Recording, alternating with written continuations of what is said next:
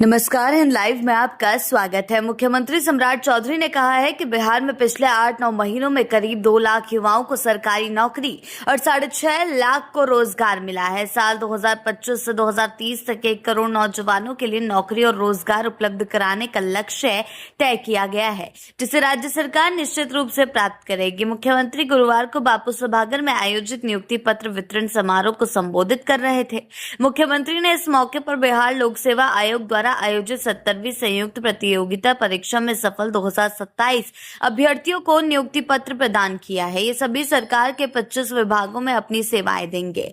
मुख्यमंत्री ने सांकेतिक रूप से कुछ अभ्यर्थियों को अपने हाथों से नियुक्ति पत्र सौंपा। उसके बाद समारोह में मौजूद कई मंत्रियों के हाथों भी नियुक्ति वितरित कराए और उन्होंने नवनियुक्त पदाधिकारियों को बधाई एवं शुभकामनाएं दी और कहा है कि ये उनके जीवन का ऐतिहासिक अवसर है। उनका कहना है कि इतनी बड़ी संख्या में एक साथ अधिकारियों की नियुक्ति पत्र का वितरण एक नया रिकॉर्ड है।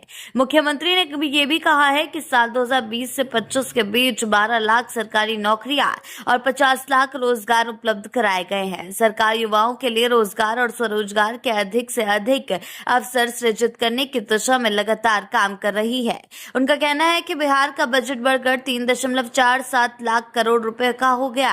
राज्य में शहरी विकास को गति देने के लिए 12 नई टाउनशिप विकसित की जाएगी, जिनमें बड़े पैमाने पर निवेश आएगा।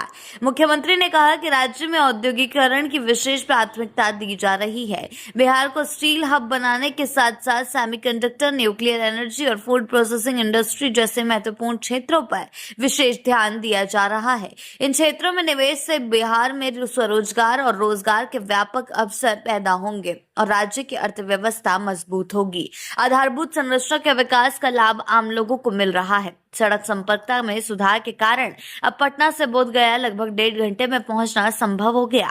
मुख्यमंत्री ने कहा कि लोक सेवा केवल नौकरी नहीं बल्कि जनसेवा और जन कल्याण का मार्ग है।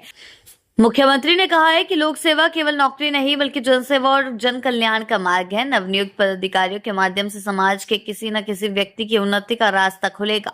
उनका कहना है कि आप लोग जितने ईमानदार, समर्पित और संवेदनशील होकर कार्य करेंगे, बिहार उतनी ही तेजी से आगे बढ़ेगा।